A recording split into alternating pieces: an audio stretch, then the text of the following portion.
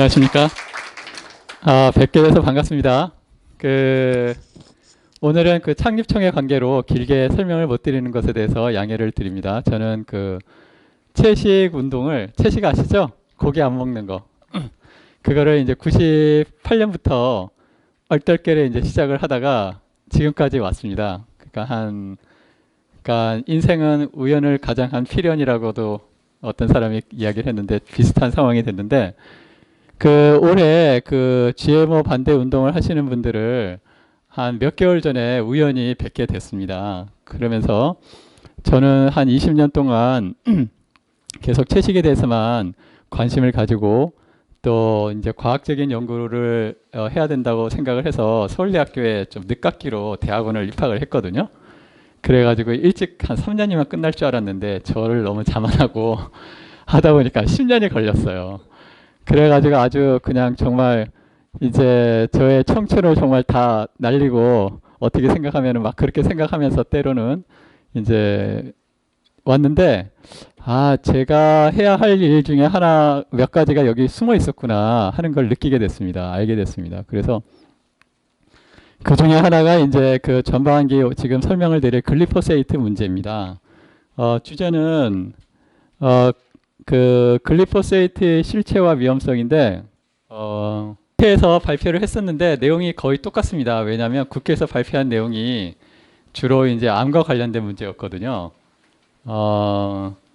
그래서 간단하게 이제 한국의 위기와 글리포세이트의 관련성, 또 글리포세이트가 무엇인가, 그리고 글리포세이트가 질병의 다양한 원인의 질병이 되는데, 특히 오늘 강조를 해서 설명을 드릴 부분은 암과 관련된 부분입니다.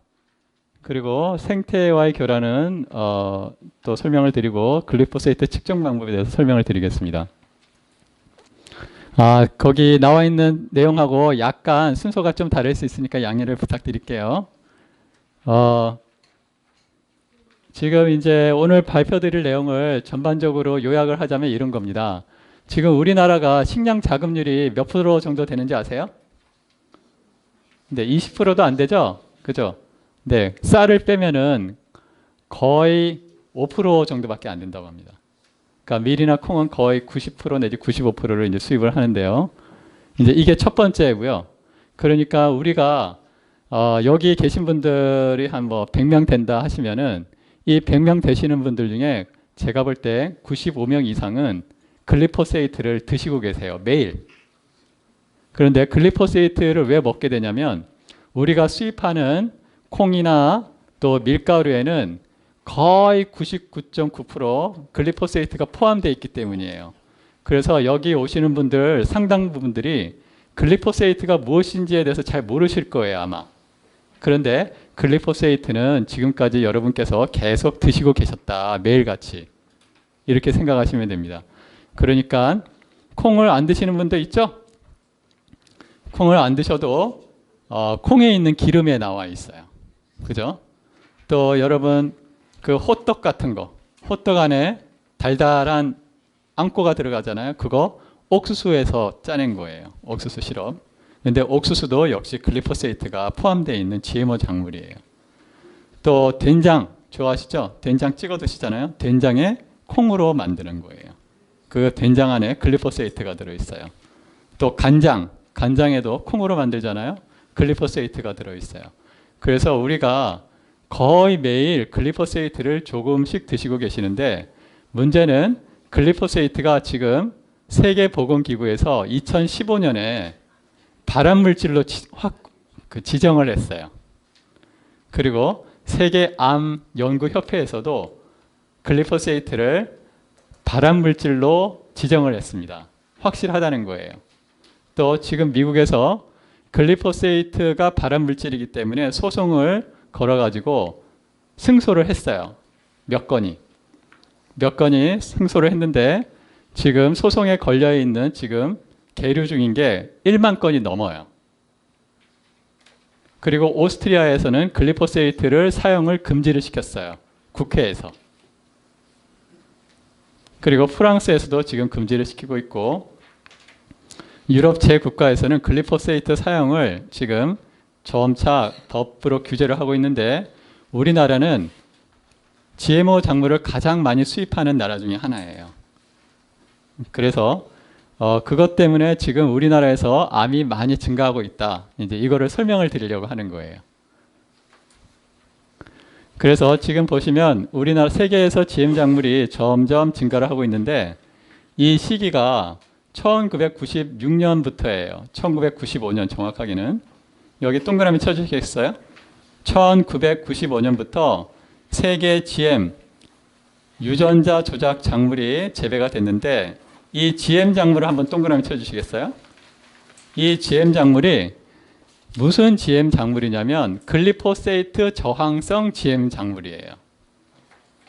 그러니까 여러분이 저도 이제 지금까지 상당히 많이 간과를 했던 게 뭐냐면 GMO 그냥 유전자 그냥 조작해서 우리 인간에게 이로운 거다라고 생각했는데 그 GMO가 사실은 글리포세이트라는 발암 물질에 대한 저항성을 가진 GM 작물이라는 거예요. 이게 핵심이에요, 사실은 제가 볼 때. 그러니까 GM의 그 유전자 조작에 대한 여부는 아직 명확하지가 않아요. 물론 이제 연구가 유해하다고 조사된 것도 많지만 지금 명확하게 확실한 거는 글리포세이트가 발암 물질이라는 거예요. 그래서 여기서 GM 작물이다 하는 거는 글리포세이트 GM 작물이다 이렇게 생각하시면 돼요. 그런데 글리포세이트는 뭐냐면 발암 물질이에요. 발암 물질인데 제초제로 쓰고 있는 거예요. 그런데 지금 그 글리포세이트 GM 작물이 허가가 된 게 언제냐면 1995년이에요. 그래서 지금 그래프가 1996년부터 나오기 시작을 하는 거예요. 그러니까 여기 계신 분들 거의 중장년층이시잖아요. 그러니까 저도 거의 비슷한 여러분보다 약간 어리거나 이럴 것 같은데 65년생이세요? 네? 네. 그런데 어쨌든 저희가 어렸을 때 생각을 항상 가지고 있는 거예요. 저희는. 그래서 어렸을 때는 뭐 별 문제 없었는데 지금도 문제 없겠지라고 생각하는데 그렇지가 않다는 거예요. 이 상황이 언제부터 시작됐냐면 1995년부터 시작을 했고 본격적으로 그 증상이 나타나게 되는 거. 다시 말해서 암이 급증하는 시기가 2000년대 이후부터라는 거예요.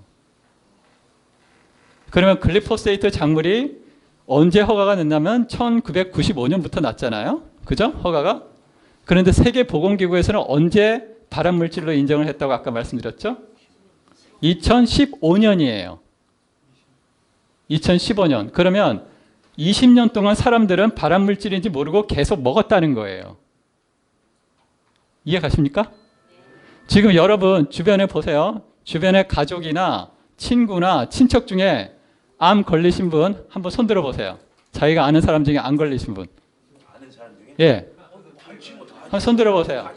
손은 죄송합니다. 내리시고 주변에 암 걸린 사람이 없는 분 손 들어 보세요. 없죠? 저도 지금 저희 큰 이모가 암에 걸리셨고 유방암. 제 친한 절친 초등학교 친구가 암에 걸렸고.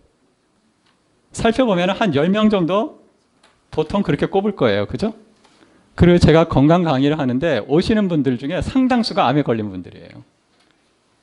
암에 걸리셔가지고 병원을 전전을 하다가 개선이 안 되고 계속 몸이 붓고 그죠? 그런 분들이 건강 강의 들으러 오시거든요. 그래서 지금 상당히 지금 2013년인데 지금 2020년 아닙니까? 그러니까 이 곡선이 점점 올라갔을까요? 내려갈까요? 아니면 그대로 유지가 됐을까요? 더 올라갔겠죠? 그 다음에 우리나라 식용 유전자 변형 생물 수입이 207만 톤이에요. 지금 2014년이잖아요. 지금 2019년에 몇만 톤이면 380만 톤으로 나와 있어요. 지금 양이 거의 2배 더 증가를 했어요. 그런데 80%가 어디에서 사용되냐면 가축 사료로 쓰여요.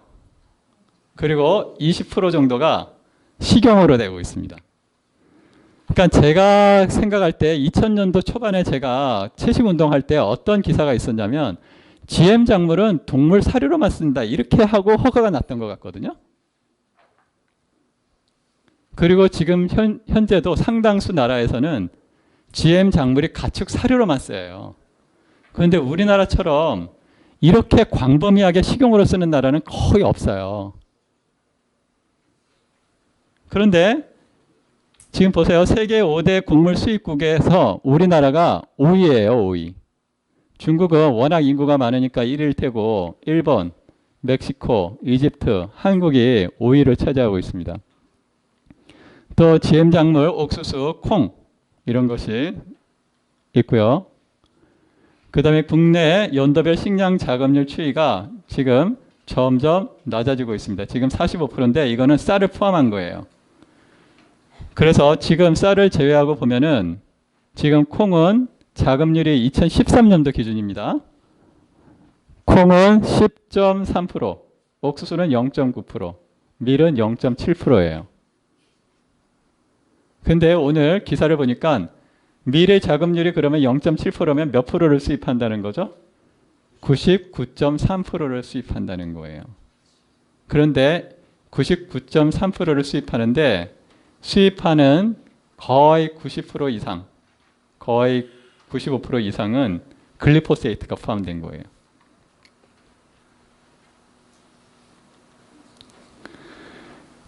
그리고 선천성 기형이 점점 증가를 하고 있고 반면 출산율은 점점 낮아지고 있어요.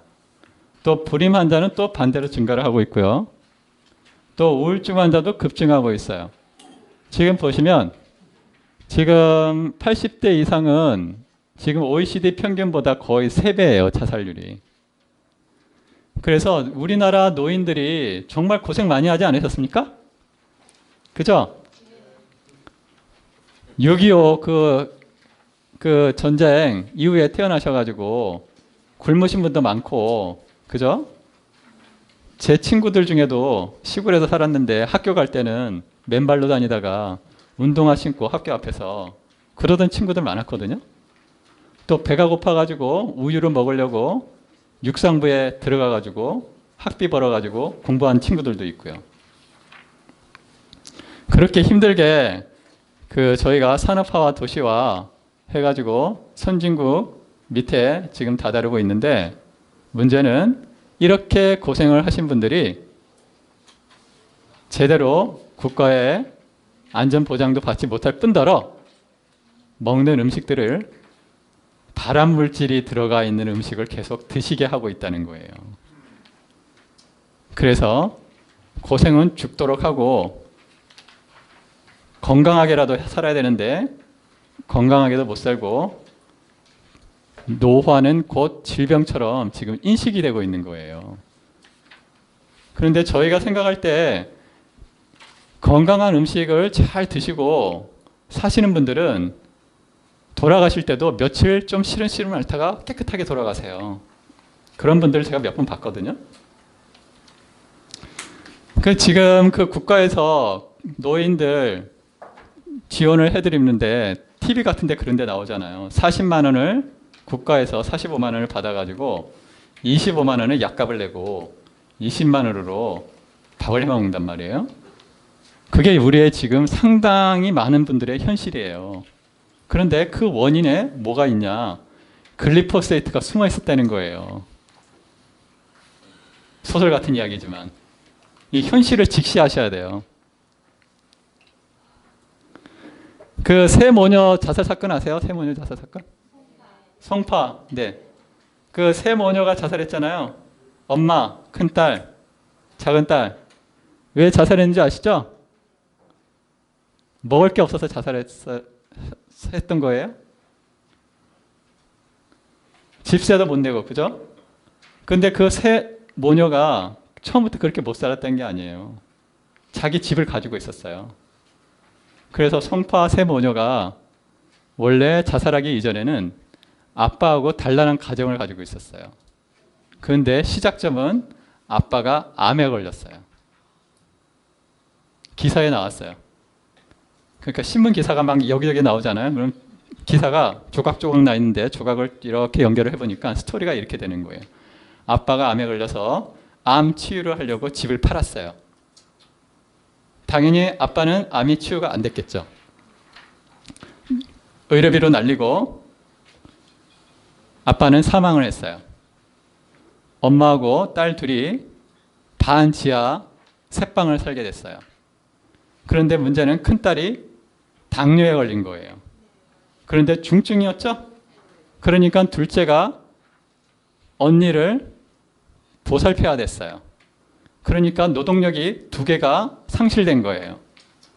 그러니까 엄마가 혼자서 이런 청소 같은 걸 했겠죠? 그 청소해봤자 얼마나 받았겠어요? 많아야 150만 원이겠죠? 그거 가지고 송파 반지하에서 월세를 내면서 겨우겨우 살았던 거예요.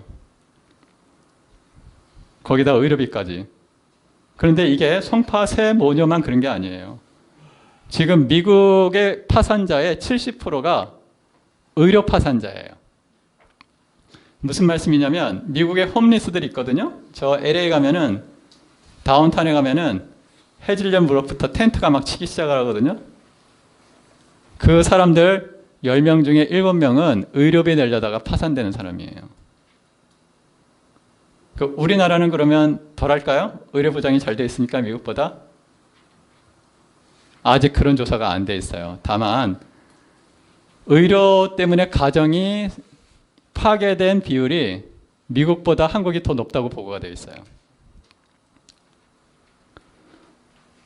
그래서 지금 자살률도 상당히 높은데 이거는 사회적인 안전보장 문제도 있지만 지금 음식의 문제도 상당히 크다 이렇게 생각합니다. 2018년 한국의 경상의료비가 141조였어요. 경상의료비는 공공의료비와 민간의료비를 합한 건데 대략 공공의료비가 60%, 민간이 40% 정도를 차지해요. 그런데 141조예요.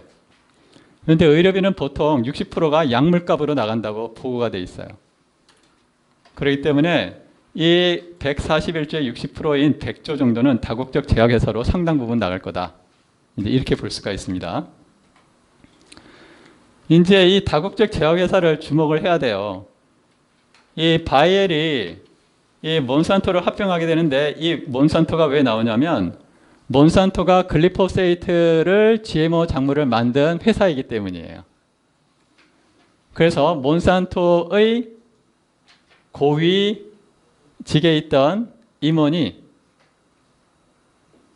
FDA 승인하는 담당자로 이동을 해요. 그래서 글리포세이트에 대한 허가를 자기가 찍어요. 그런 다음에 FDA에서 나와서 다시 몬산토의 고위직으로 다시 승진을 해요. 황당하죠, 여러분? 무슨 말씀이냐면 몬산토 회사에 있는 임원이 FDA 가가지고 자기 회사 도장 찍어준 다음에 다시 자기 회사로 가서 승진을 했단 말이에요. 말이 되는 소리예요? 너무 뻔뻔하죠? 그런데 지금 그렇게 해서 글리포세이트 발암물질이 승인이 된 거예요.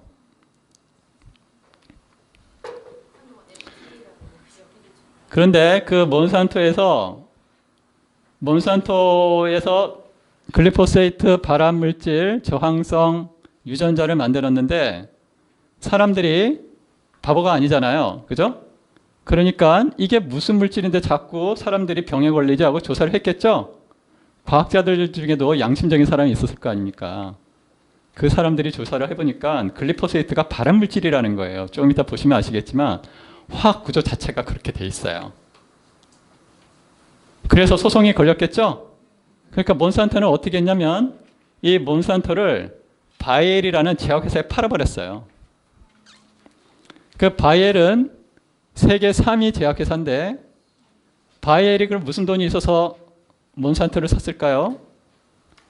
그 돈을 JP 모건이라는 미국 국책은행 같은 대형 은행에서 빌려줬어요.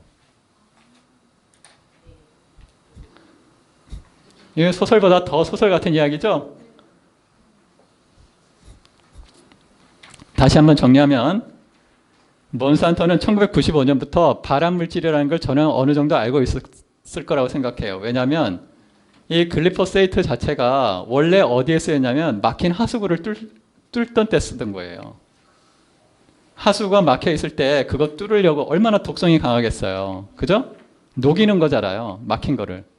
슬러지를 녹일 정도로 강력한 녀석인데 그거를 제초제로 쓰고 그 제초제를 유전자 변형을 해가지고 더욱 많이 쓰게 만든 거예요. 그리고 사람들에게 계속 먹인 거예요. 그리고 지금 2000년 이후로 미국뿐만 아니라 한국에서도 암이 급증하게 된 거예요. 그래서 지금 저희가 어렸을 때 자랄 때 암은 정말 듣기가 어려웠던 단어였어요. 그렇지 않아요? 근데 지금은 조금만 걸어 다니면 암 걸렸어요, 사람들이. 그리고 이제 암에 걸리는 게 너무나 다반사처럼 여기고 있어요, 사람들이. 너무나 자연스럽게 된 거예요.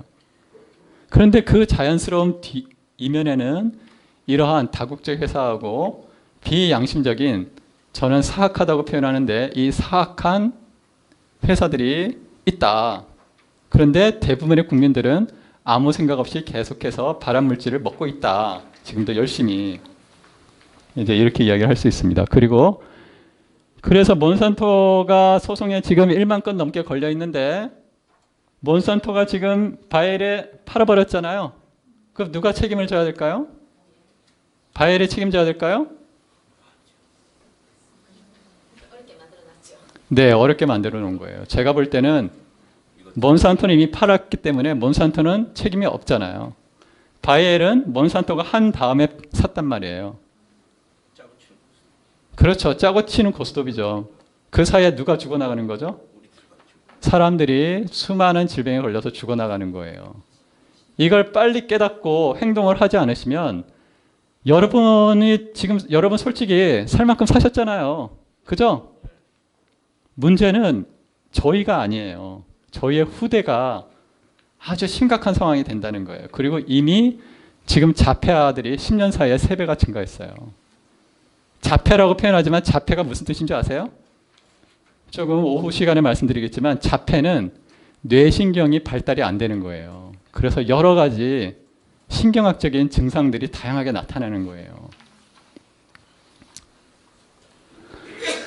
그러면 2018년에 의료비가 141조인데 한국의 정부 예산이 얼마냐? 428조였다는 거예요.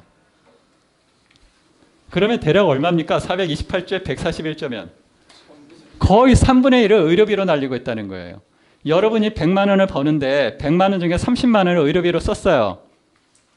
한두 달이죠, 그것도. 그죠? 그거를 10년, 20년 하면 가정이 부유해질까요? 가난해질까요? 점점 가난해지죠. 그러니까 지금 우리나라 곳곳마다 정말 써야 할 때를 못 쓰고 있잖아요. 그죠? 사람들이 그게 물이 어디로 새는지를 모르고 있는 거예요, 지금. 다국적 회사로 매년 100조를 순수하게 나가고 있다고 생각을 해보세요. 그게 얼마나 지탱할 수 있을 것 같습니까? 그런데 그 인과의 고리가 너무나 그 촘촘하고 은밀하게 깔려 있다는 거예요. 예를 들어서 지금 의료비가 지금 141조인데 올해는 더 늘어날까요? 줄어들까요? 더 늘어나죠. 그죠? 이 증가 추세는 더욱 가팔라질 수밖에 없어요. 왜 그럴까요? 고령화가 급증하고 있지 않습니까? 노인들이 의료비의 대부분 3분의 1 이상을 쓰게 돼요. 생애에서. 고등학교 1, 2, 3학년 무상교육에 2조 원이에요. 제가 중학교 1학년 때부터 신문을 돌리면서 등록금을 벌었었거든요. 대학교 다닐 때는 방학 때마다 노가다를 떼야 됐어요. 대학원에 가서도 대학원 들어가기 전에 벌어놓은 거 계속 꼬라박으면서 10년간 썼어요, 제가. 지금 유럽에서는 지금 초등학교, 고등학교, 대학교, 대학원까지 다 무상이죠? 그죠? 그런데 아직도 우리나라는 고등학생들한테 등록금을 받아먹는 나라예요. 어린 학생들한테. 지금 등록금을 못 내가지고 지금 자퇴하는 애들이 얼마나 되는지 아세요? 매년 5만 명이 돼요. 네? 아직도 지금 많은 사람들이 돈이 없어가지고 학교를 못 다니는 현실인데, 그런데 단 2조 원이면 된다는 겁니다. 그런데 의료비는 얼마로 나가고 있어요? 141조를 나가고 있어요. 고등학생한테 등록금 받는 거는 터주는 거라고 하면서 의료비를 141조 나가는 것에 대해서는 입을 막고 있어요. 미국에서 2007년, 2008년 2년간 조사를 했어요. 그런데 동일하게 70%가 의료 파산자로 나왔어요. 그리고 파산자 중 50%는 대졸자였어요. 우리가 생각하듯이 정말 배운 게 없고 무식해가지고 의료 파산이 되는 게 아니에요. 배울 만큼 배운 사람들인데 50%인 대졸자들이 의료 파산자다. 또 파산자 중에 50%는 기혼자였어요. 기혼자라는 의미는 무슨 뜻일까요? 가정이 파괴됐다는 거예요. 그러면 이 중에 자녀가 큰 사람도 있었겠지만 어린 자녀를 가진 사람도 있었겠죠? 그 어린 자녀는 어디로 갔겠습니까? 그러면 글리포세이트란 무엇인가를 설명을 드릴게요. 첫 번째, 글리포세이트는 세계에서 가장 많이 생산되고 사용되는 제초제예요. 현재 글리포세이트가 가장 많이 생산하는 나라가 어딘 줄 아세요? 중국이에요. 그죠? 네. 글리포세이트가 특허가 끝났어요. 2000년 초반에. 그래서 지금 중국에서 대량으로 생산을 해서 세계 각국으로 수출을 하고 있어요. 그러면 중국에서 생산되는 작물에 글리포세이트가 많이 사용이 될까요? 안 될까요? 상당히 사용되고 있을 거라고 생각을 해요. 그리고 중국 농작물들이 보따리 상인을 통해 가지고 들어오고 있죠. 글리포세이트는 죽지 않는 유전자 조작 작물을 만들었어요. 그러니까 유전자 조작 작물이라는 것은 글리포세이트를 뿌려도 죽지 않는 유전자 조작 작물이에요. 원래 글리포세이트는 킬레이트로 사용된다고 그랬죠? 쉽게 말해서 하수구 뚫는 데 사용이 됐어요. 왜냐하면 금속하고 흡착력이 강해요. 금속하고 흡착력이 강하다는 뜻은 우리 몸은 수만 가지 화학 공장이죠? 그런데 그 화학 반응의 핵심이 뭐죠? 미네랄들이에요. 미네랄이 바로 금속이에요. 나트륨, 마그네슘, 칼슘 이것들이 다 금속이란 말이죠. 나트륨, 칼륨, 알칼리 금속이잖아요. 1조. 칼슘, 마그네슘 2조. 알칼리토 금속이란 말이죠. 그 금속들이 이온화가 되면 우리는 미네랄이라고 표현하는 것뿐이에요. 사실은. 그런데 글리포세이트가 나트륨, 칼륨, 마그네슘, 칼슘 이런 것과 강력하게 흡착을 한다는 거예요.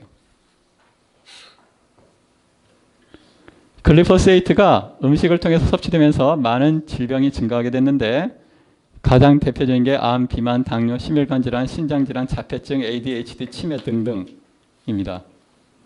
원래 글리포세이트는 1950년도에 스위스의 화학자 헨리 마틴이라는 사람이 발견을 했어요. 그런데 양리적인 응용을 그 사람은 발견을 못했는데 1970년에 몬산토의 화학자 존 프란츠라는 사람이 제초제로서의 가능성을 확인했어요. 왜 그럴까요? 글리포세이트는 뭐와 결합력이 강하다고 그랬죠? 금속과 결합력이 강해요. 그러니까 식물들을 말려 죽이는 거예요. 금속 흡수를 못하게 해서. 그런데 글리포세이트는 비특이성을 가지고 있어요. 다시 말해서 아무데나 뿌리면 다 죽는 거예요. 그러니까 작물에 뿌리면 어떻게 될까요? 작물은 죽겠죠? 그죠? 그래서 작물이 성장하는 기간에는 사용을 할 수 없었어요. 그나마. 그런데 몬산토에서 라운드업 레디라고 하는 글리포세이트를 뿌려도 살아남을 수 있는 유전자 조작 작물을 만든 거예요. 그러니까 이제는 재배할 때는 그전에는 재배할 때는 글리포세이트 발암물질, 발암 제초제를 사용할 수 없었는데 글리포세이트 저항성 유전자 조작 작물을 만드니까 재배하는 기관에도 글리포세이트를 막 뿌리게 된 거예요. 그러니까 사람의 몸으로 흡수되는 양은 늘어났을까요? 줄어들었을까요? 늘어났죠. 그죠? 발암물질이었는데 그나마 그전에는 재배할 때는 사용을 안 했는데 이 몬산토라는 놈들이 재배하는 동안에도 사용할 수 있게 유전자를 조작을 한 거예요. 그래서 여러분이 GMO라고 표현하지 마시고 발암물질 글리포세이트 GMO라고 표현하셔야 돼요. 정확하게. 그래야 사람들이 알아들어요. 지금 GMO의 99%는 발암물질 글리포세이트 GMO예요. 그래야지 사람들이 그 위급성과 심각성을 깨닫는 겁니다. 그냥 GMO 하니까 모르는 거죠. GMO? GMO 저도 만들 수 있어요. 학교 다닐 때 간단해요. 제한요소 몇 개 사가지고 그냥 몇 개 집어넣으면 저절로 잘라져요. 그 다음에 라이게이즈 붙여가지고 오버나잇 냉장고에 5도씨에다 집어넣으면 자기들이 알아서 붙는단 말이에요. 그게 유전자 조작이에요. 별게 아닙니다. 그런데 문제는 그 유전자 조작을 어떤 목적으로 했냐. 발암물질 글리포세이트를 사용할 수 있게 하기 위해서 유전자 조작을 했다는 거예요. 거기에 대한 심각성이 있다는 겁니다. 그래서 참고문헌이 있고요. 그러면 글리포세이트가 뭐냐? 이게 화학 구조예요. 그러면 여기 이제 O가 뭐죠? 산소죠? H는 수소죠? 그래서 이 NH 여기를 아미노기라고 하고 여기를 카르복식이라고 하는데 이게 글리신이라는 아미노산 안의 구조예요. 이렇게 생긴 게. 왼쪽에 있는 거하고 오른쪽에 가운데 있는 게. 이게 아미노산이에요. 아미노산은 단백질의 구성원이죠? 단백질은 몇 가지 아미노산으로 구성되어 있죠? 20가지죠? 20가지 중에 하나가 글리신이에요. 그런데 글리포세이트는 여기 피어포 인산기를 붙여놨어요. 인산기는 유전자의 성분이에요. 성분이기도 해요. 그러니까 유전자가 DNA가 있잖아요. DNA는 전기를 띠고 있어요. 마이너스 전기를 띠고 있어요. 그래서 히스톤이라는 플러스 전기를 띤 실패에 잘 감겨요. 그런데 지금 글리포세이트는 이 글리신이라는 아미노산에다가 이 마이너스 전기를 띤 인산기를 붙여놨어요. 그러니까 여기 카르복식이라고 하는 건 여기도 마이너스 전하를 띠거든요. 얘도 마이너스 전하를 띠는 거예요. 금속은 무슨 전하를 띠죠? 플러스 전하를 띠죠. 그죠? 그러니까 금속이 여기도 붙고 여기도 붙고 아주 강력하게 붙는 거예요. 그래서 하수구 막힌 데 쓰인 거예요. 그리고 그 때문에 제초제를 쓸 수가 있었던 거고. 그런데 그거를 사람 몸에 집어넣으면 어떻게 될까요? 사람 몸에 있는 미네랄들이 여기저기 붙어가지고 빠져나가는 거죠. 그럼 몸에 있는 미네랄들이 점점 부족해지면 에너지를 낼 수 있어요? 없어요? 낼 수가 없어요. 그것들이 육체만 약화시키는 게 아니에요. 정신 기능도 약화를 시키는 거예요. 그리고 이런 것들이 이 단백질 같은 것들하고 붙어가지고 엉기겠죠? 그러면 치매가 되는 거예요. 또 심장에 달라붙겠죠? 그러면 심질환이 되는 거예요. 심장질환들이. 어린아이들한테 달라붙으면 어떻게 될까요? 자폐아가 되는 거예요. 췌장 세포에 달라붙으면 당뇨가 되는 거고요. 그래서 글리포세이트 한번 복습을 하겠습니다. 글리포세이트는 아미노산 중에 뭐하고 닮았다고요? 글리신. 따라해보세요. 글리신. 네, 글리신에 무슨 기가 붙었어요? 인산기. 그러니까 사람이 단백질을 만들 때 글리포세이트가 들어갈 기회도 있겠죠? 단백질을 만들어야 되는데 글리신 대신에 들어가는 거예요, 얘들이. 그러면 글리포세이트는 이렇게 미네랄하고도 결합력이 강한데 또 하나의 기능이, 주요 기능이 뭐냐면 이 식물에서 방향적 아미노산 합성을 억제한다는 게 이제 밝혀진 거예요. 이거를 시키미산 경로라고 해요. 시키미산 경로 한번 따라해 보실까요? 시키미산 경로. 네, 다시 한번 해볼게요. 글리포세이트가 방해하는 경로가 무슨 경로라고요? 시키미산 경로입니다. 시키미산 경로는 여기 시키미산이라는 게 이렇게 생겼거든요. 여기 이렇게 보이시죠? 시키미산이라는 게 있는데 시키미산이라는 게 원료가 돼가지고 이렇게 변해가지고 페닐알라닌 한번 따라해 보실까요? 페닐알라닌, 티로신, 트립토판 이렇게 육각형으로 생긴 거 있죠? 이거 페놀이라고 하는데 이게 방향족이라고 그래요. 방향족 아미노산. 방향족 아미노산을 만들어요. 방향족 아미노산의 재료가 뭐라고요? 시키미산이에요. 시키미산. 이 페닐알라닌, 티로신, 트립토판은 무슨 아미노산이라고요? 방향족 아미노산이에요. 그런데 얘가 필수 아미노산이에요. 그런데 그런데 이 시키미산이 이 방향족 아미노산이 될 때는 여러 가지 효소가 필요하겠죠? 그런데 그 효소들 중에 하나를 글리포세이트가 역할을 못하게 하는 거예요. 그러면 식물들은 이런 방향족 페닐알라닌, 티로신, 트리프토판을 만들 수 있을까요? 없을까요? 만들 수 없죠? 그래서 식물이 죽는 거예요. 그래서 제초제로 쓰인 거예요. 그런데 시키미산 경로는 식물과 미생물에만 있어요. 동물에게는 없다는 거예요. 그래서 허가가 난 거예요. 그런데 인체에는 글리포세이트가 이런 시키미산 경로만 방해를 하는 걸까요? 다른 여러 가지 화학 반응도 방해할 수 있는 걸까요? 여러 가지 다양한 화학 반응을 방해할 수가 있죠. 그죠?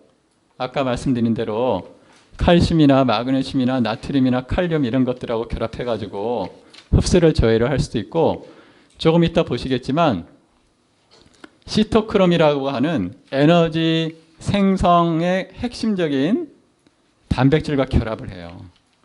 그래서 인체에서 암을 만드는 거예요. 여기에 있는 게 시키미산 합성 효소인데 이렇게 글리포세이트가 들어가가지고 형태를 변화를 시키는 거예요. 그래서 글리포세이트는 원래 재배하기 전이나 추수 후에 잡초를 제거하기 사용됐고, 또 작물이 죽기에 생육하는 상태에서는 사용이 불가능했어요.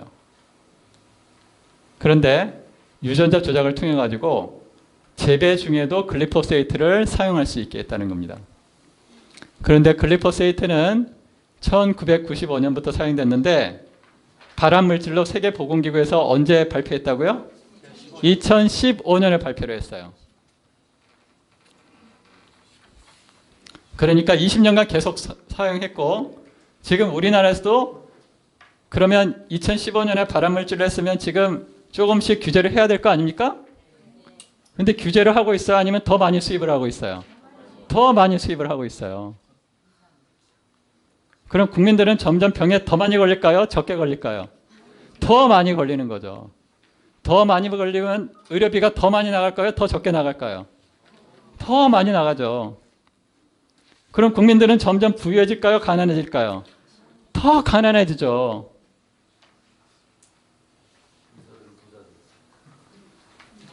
콩껌을 떨어뜨려서 의사들은 조금 부유하게 될까요? 그러면 의사들 그 콩껌을 떨어먹는 거 좋다 이거예요. 그런데 국민들은 암에 걸려서 계속 죽겠죠. 그렇죠. 맞아요.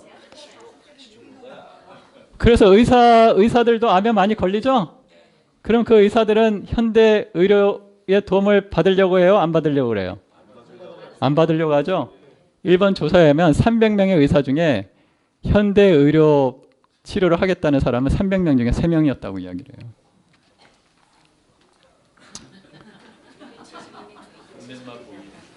그럼 의사들은 글리포세이트를 먹을까요? 안 먹을까요? 먹죠. 네. 그렇죠. 병원의 구내 식당에 글리포세이트 함량을 조사를 해보면 좋겠네요. 그래서 지금 글리포세이트가 이렇게 해가지고 방해를 하는데 이렇게 변형을 해가지고 글리포세이트가 작용 못하게 GMO 작물을 만들었다 하는 겁니다. 그러면 미국에서 유전자 조작 곡물 증가가 지금 보세요. 지금 몇 년도부터 기록이 나와 있죠? 1996년이죠? 왜 이때부터 나왔죠? 그렇죠. 95년부터 허가가 됐기 때문에. 지금 거의 0이죠? 아직까지는 96년. 그런데 지금 양이 점점 증가해서 지금 몇 프로 됐어요? 2012년 조사인데 90% 이상이에요, 지금. 근데 지금은 2012년이 아니라 몇 년이죠? 2020년이에요. 따라서 이 비율은 90%보다 더 늘어났을까요? 줄어들었을까요? 늘어났겠죠. 그러니까 미국인들은 암에 더 많이 걸렸을까요? 더 적게 걸렸을까요? 더 많이 걸리고 있어요. 그런데 근데 제가 미국에 여행 갔는데 미국에서 빵 먹으면 배가 안 아파요. 그나마. 근데 한국에서 먹으면 배가 아파요. 미국은 글리포세이트만 뿌리는데 우리나라는 글리포세이트 플러스 뭘 또 뿌리죠? 방부제를 막 뿌리죠. 그러니까 취약성은 미국인보다 한국인이 더 심할까요? 적을까요? 더 심하죠.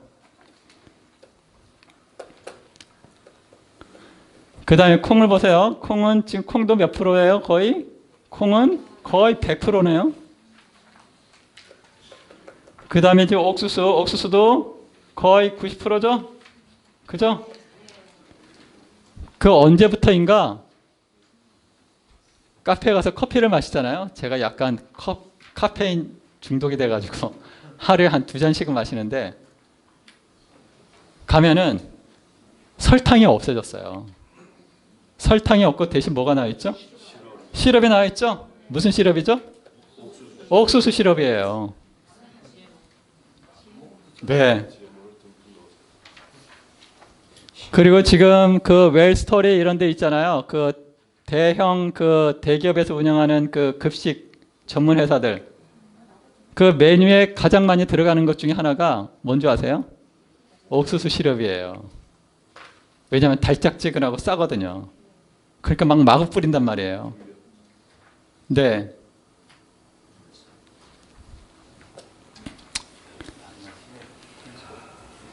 면과 옥수수, GMO 콩 거의 유사한 패턴을 보이고 있습니다.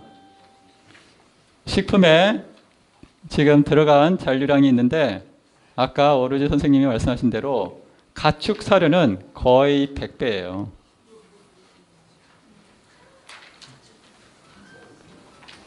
지금 오늘 주제가 암이기 때문에 미토콘드리아에서 설명을 드리면 미토콘드리아라고 한번 따라해 보시겠어요? 미토콘드리아. 우리 몸은 세포로 이루어져 있죠? 근데 그 세포들은 에너지를 만들어야 돼요. 그래야지 제가 말씀을 드릴 수 있고 여러분이 들을 수 있고 또 이해를 할 수가 있어요. 그런데 그 에너지를 만드는 핵심적인 세포 소기관이 뭐죠? 미토콘드리아예요.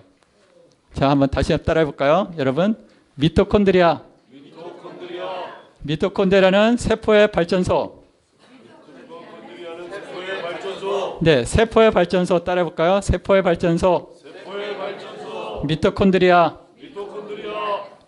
왜 세포의 발전소 미토콘드리아가 중요하냐 하면은 글리포세이트가 미토콘드리아를 고장내기 때문이에요.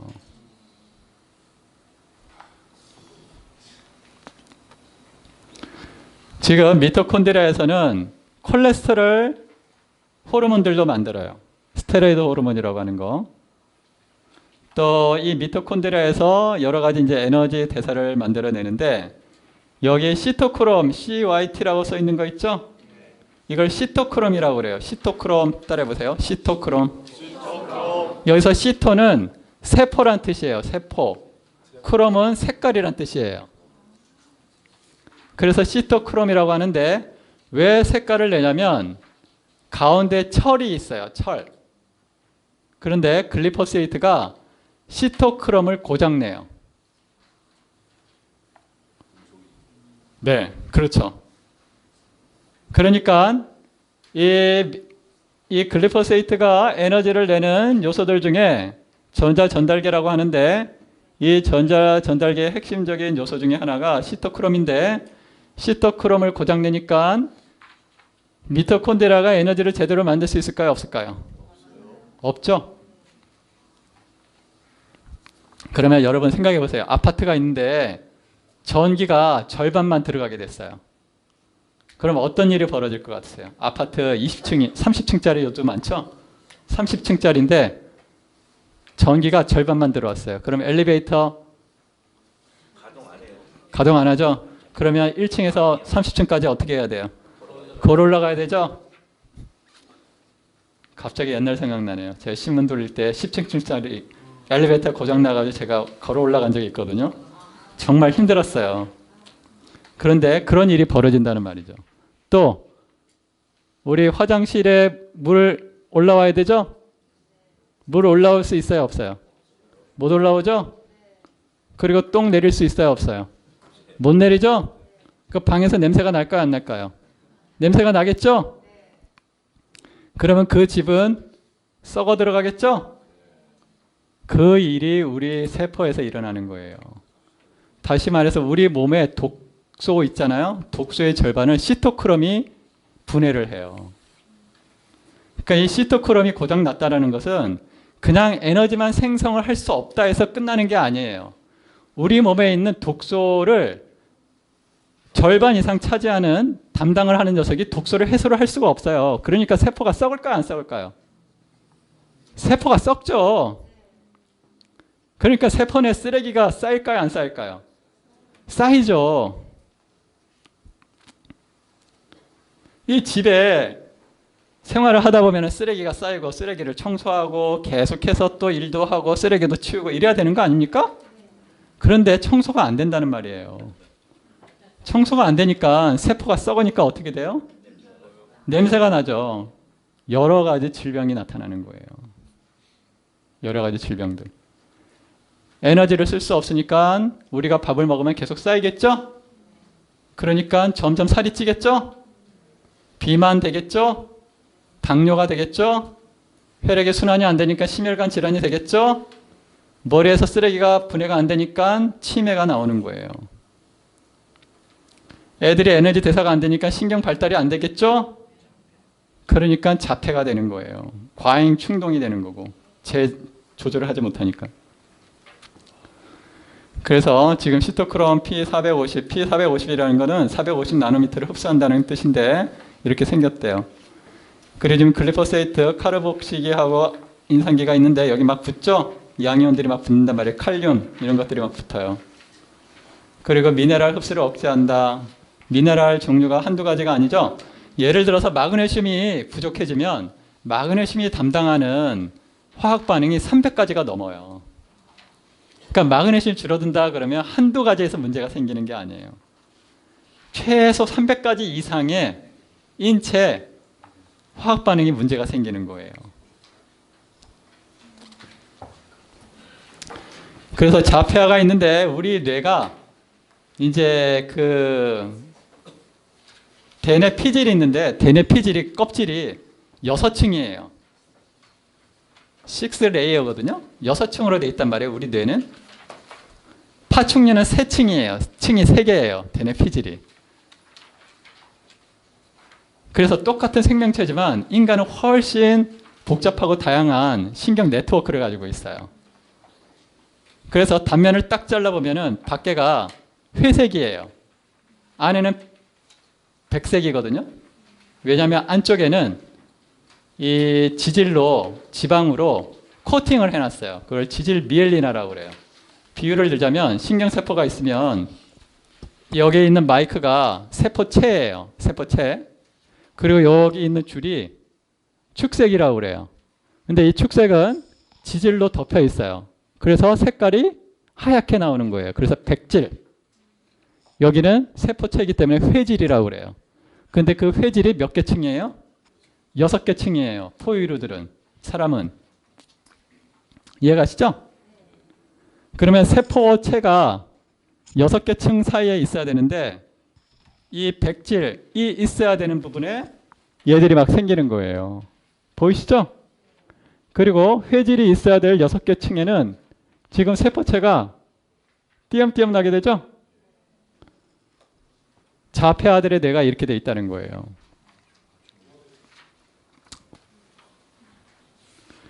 그럼 왜 이렇게 되냐 하면은 이 망간이 중요한 역할을 하는데 망간을 글리포세이트가 흡착해서 망간을 흡수를 억제시키기 때문에 그렇다.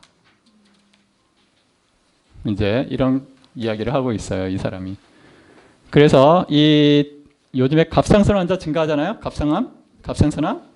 이 갑상선암이 이제 보통 혈액 속에서는 T4라고 하고 그 위에 이제 상위 단계가 TSH라는 호르몬이 있는데 얘들이 역할을 못 해가지고 이제 그렇게 된다. 이제 이렇게 이야기하고 있고 미토콘드리아가 이렇게 해가지고 이렇게 주름이 많이 돼 있죠.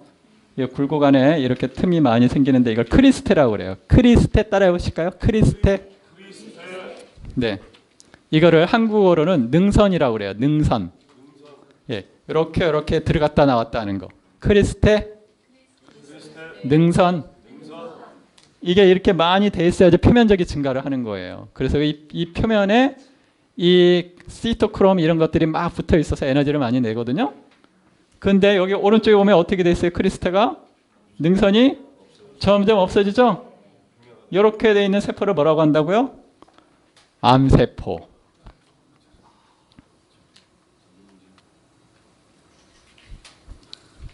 그래서 암세포는 에너지 생성 효율이 거의 20분의 1로 떨어져 있어요. 정상세포들보다.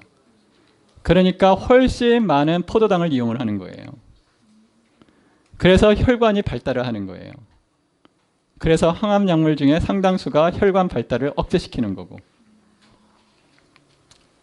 그런데 이렇게 이 능선을 손상시키고 이렇게 엉망으로 만드는 게 누구라고요?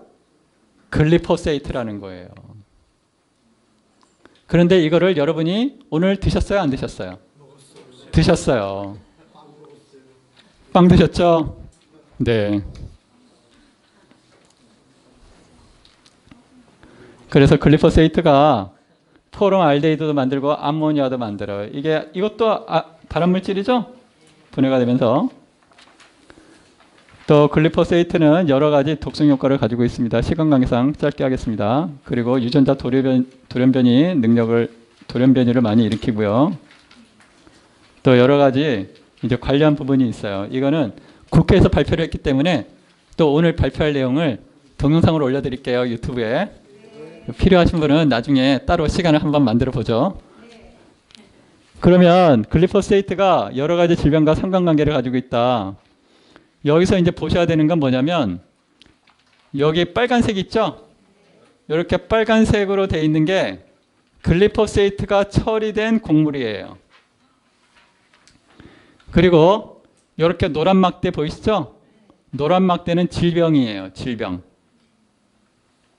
간암이 이 노란 막대이고 빨간색이 글리포세이트예요. 그리고 여기 이 녹색으로 되어 있는 거 있죠? 녹색 추위선은 95년 이전까지의 경향성을 그냥 그린 거예요. 그래서 95년도 경향성이라면 이쯤에 질병이 생겨야 되는 거예요. 그런데 여기 95년부터 꺾이기 시작하는 거예요. 이렇게 꺾여요. 그죠? 이 통계적으로 이제 분석할 수 있는데 이걸 단절적 시계열 분석이라고 하는데 이렇게 가다가 딱 꺾인단 말이에요. 여기 뭔가 사건이 터졌다는 거예요. 그런데 연도가 몇 년도예요? 1995년이에요. 그죠? 그리고 여기서 R 값이 나오는데 이게 상관계수라고 하는데 이 상관계수는 자기하고 똑같잖아요. 100%? 그러면 1이에요. 100%예요. 그런데 지금 이 글리포세이트 사용량하고 간암이 몇 프로예요? 95.96%가 같은 거예요. 패턴이 움직이는 패턴이 95.96%가 같은 거예요. 무슨 말씀인지 이해가세요? 네, 거의 글리포세이트가 암을 다 일으켰다는 뜻이에요. 지금 통계적으로는. 신장암도 마찬가지죠? 신장암 패턴이 지금 상관계수가 얼마예요? 0.97이에요. 거의 100%죠? 97%. 방광암 몇 프로예요? 94%예요. 갑상선암 98%예요. 그래서 갑상선암이 가장 취약하다. 통계적으로. 고혈압도 마찬가지예요. 96%. 지금 허혈성 심장 지금 98%. 비만 96%. 지금 패턴을 보세요. 이렇게 가야 되는데 여기서 95년부터 팍 꺾이죠? 이거는 이렇게 이걸 보고 글리포세이트가 암과 관계가 없다고 말하는 사람은 손바닥으로 하늘을 가리려는 사람들이에요. 이거는 정상적으로 상식적인 사람으로서는 그렇게 주장할 수가 없는 거예요. 이거는 절대. 당뇨도 마찬가지예요. 95년부터 팍 꺾이죠? 그러니까 글리포세이트가 췌장암 세포도 손상시키겠죠? 그러면은 인슐린 분비를 못하는 거예요. 그러면 당뇨가 되는 거예요. 고지혈증 사망자 똑같고요. 신장 질환자도 그렇고 염증성 장질환, 소화관 감염, C형 감염, 어린이 자폐, 치매, 그죠? 우리나라에 지금 80만 명이 넘는다고 그죠? 치매 환자가. 그죠? 그래서 치매 걸린 부모들 좋은 데서 모시려고 생각하지 말고 사전에 원인을 해결을 해줘야 되는 거예요. 그죠? 부모가 치매 걸려가지고 똥오줌 못 가리는 거 거기서 아무리 잘해봐야 그게 무슨 소용이에요, 그게. 안 그렇습니까? 네? 수십만 원짜리 좋은 홍삼 사 먹여봐야 무슨 소용이에요, 그 치매 걸려가지고. 사회적 수명은 다 한 건데. 지금 원인을 알았으면 원인을 해결해야 될까요? 그냥 방치를 해야 될까요? 해결해야 되겠죠? 이 원인을 다른 사람이 해결해야 해줄까요? 저희가 해결해야 될까요? 저희가 해결해야 되겠죠?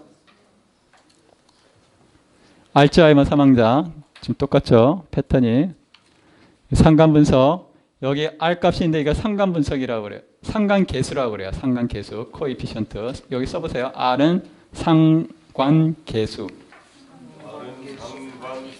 여기 R을 두 번 곱하면 0.988 곱하기 0.988 하면 R 스퀘어라고 그래요. R 제곱. 이거를 설명력이라고 그래요. 설명력. The power of explanation. 다시 말해서 원인 변수가 결과 변수를 설명할 수 있는 퍼센트. 예측할 수 있는 거. 원인. 다 같은 얘기예요. 그런데 몇 프로라고요? 97%예요. 티로이드 캔서. 갑상선. 또 백혈병. 백혈병 어디 갔지?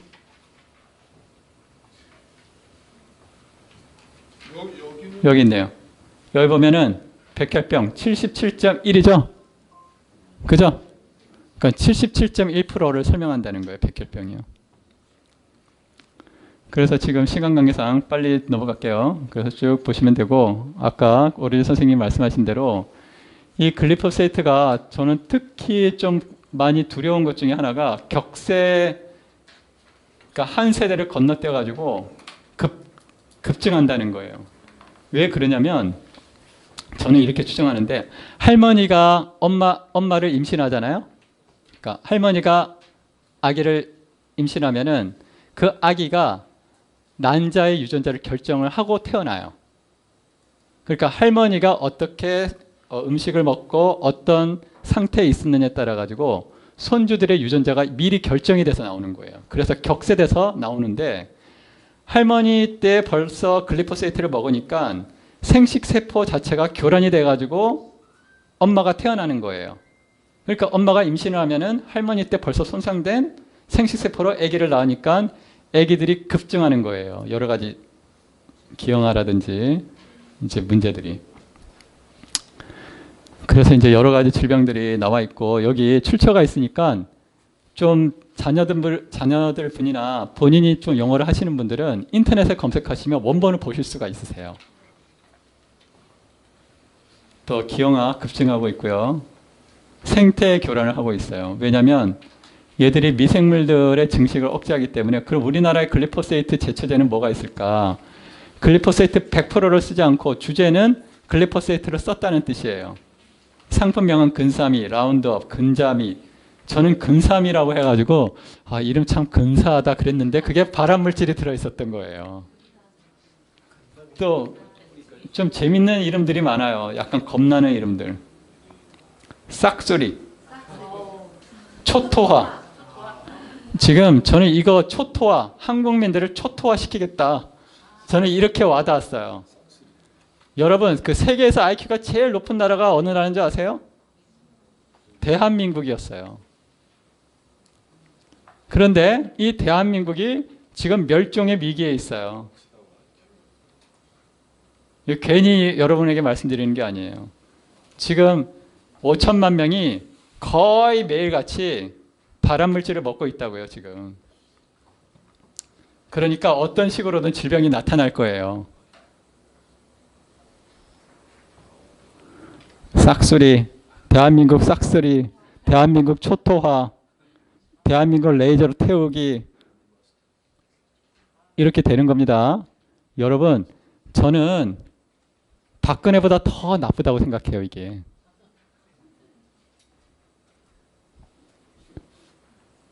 그리고 일제들보다 더 잔악하다고 생각해요.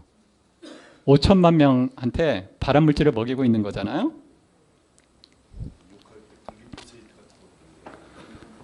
지금 허용 기준량이 식약청에 가면 이게 나와 있어요. 식약청에서 이거 따온 건데 문제는 허용 기준만 만들어 놓고 검사를 안 한다는 거예요. 그래서 사실은 저희가 여기 모인 거예요. 글리포세이트 섭취량 여기 나와 있고요. 쭉 이렇게 참고로 보시고 지역마다 다른데 섭취량이 이분도 이렇게 조사를 해서 유튜브에 좀 보시고 글리포세이트 분석 방법이 있는데 가장 널리 쓰는 게 HPLC라는 거예요. 이 원리는 간단해요.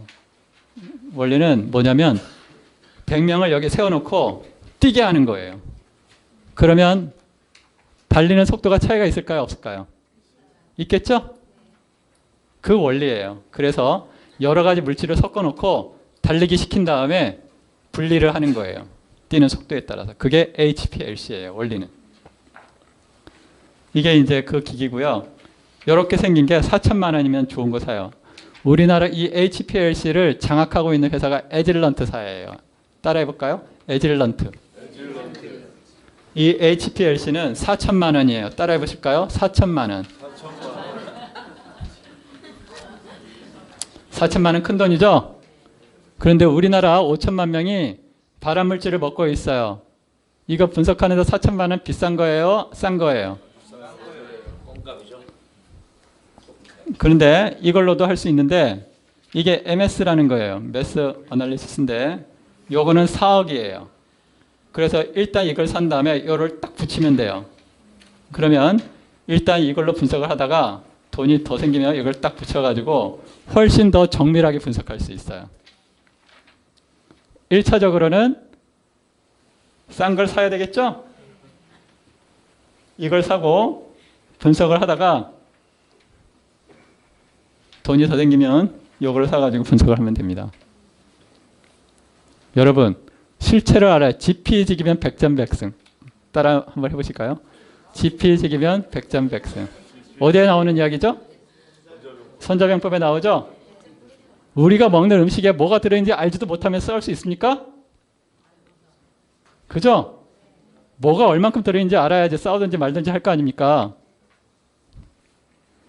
계속 이렇게 발암물질 드실 겁니까? 드시고 싶으세요?